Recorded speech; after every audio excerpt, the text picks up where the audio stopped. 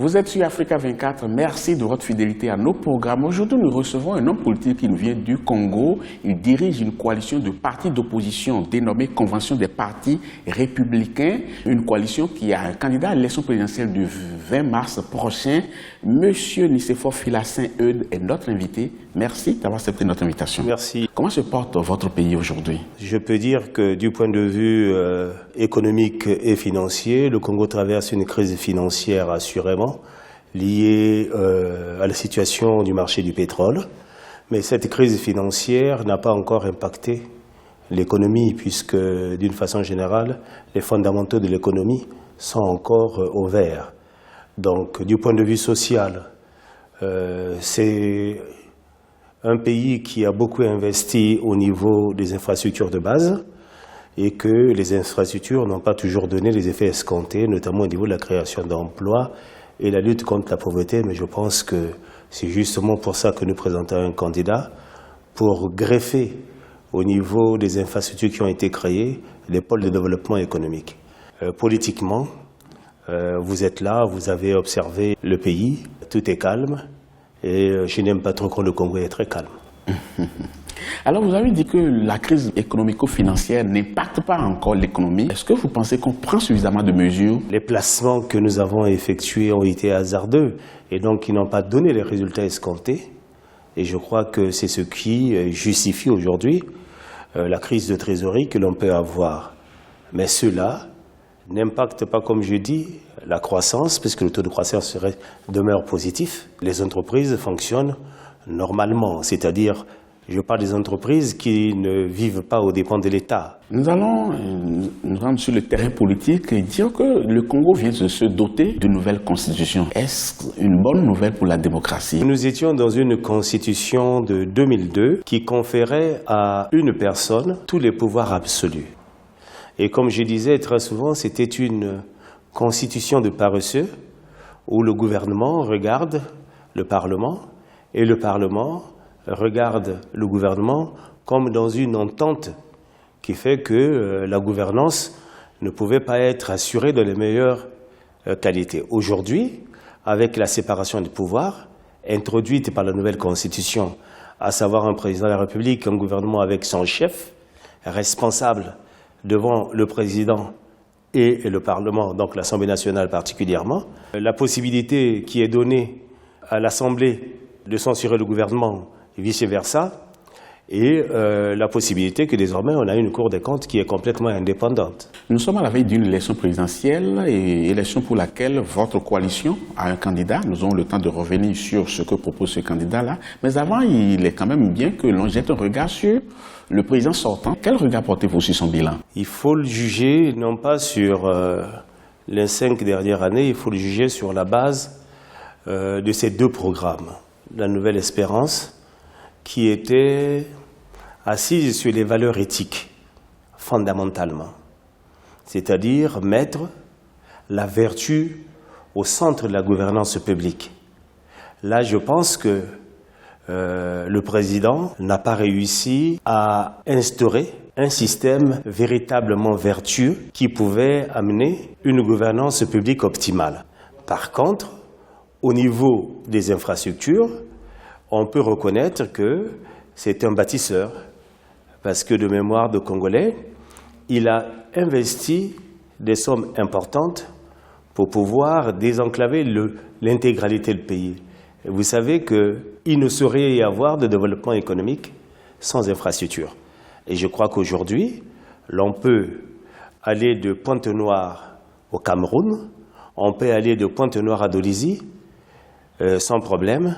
Le combat infrastructurel est gagné, selon vous? Je pense, j'aurais été président de la République, j'aurais fait la même chose. Revenons encore à la coalition que vous organisez, qui a émis le souhait quand même de faire une forte implication dans la lutte pour l'amélioration de la gouvernance électorale. Qu'est-ce que vous voulez faire concrètement?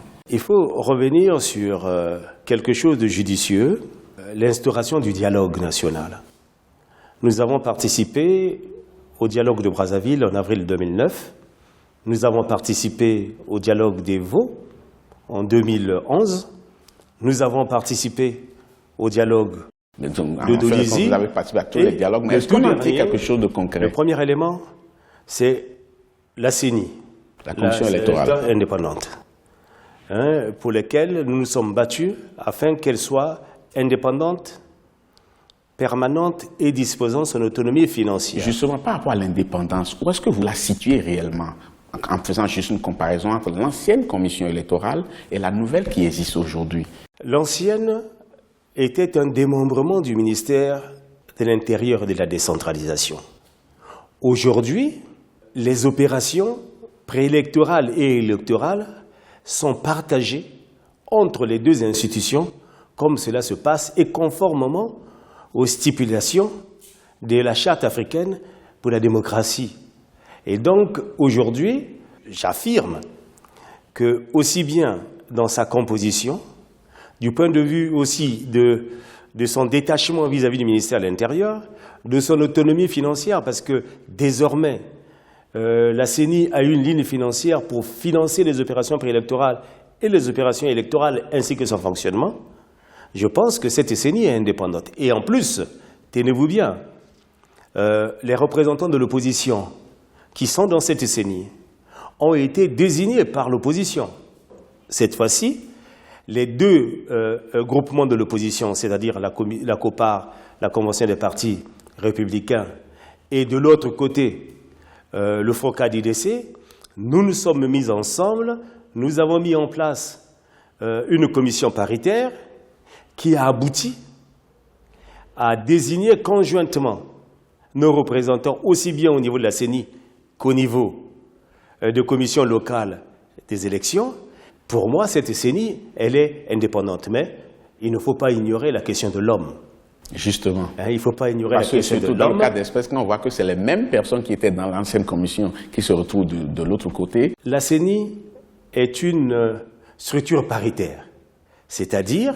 Donc de par la composition. De par sa composition. L'administration, une personne jouissant d'une notoriété gère la CENI.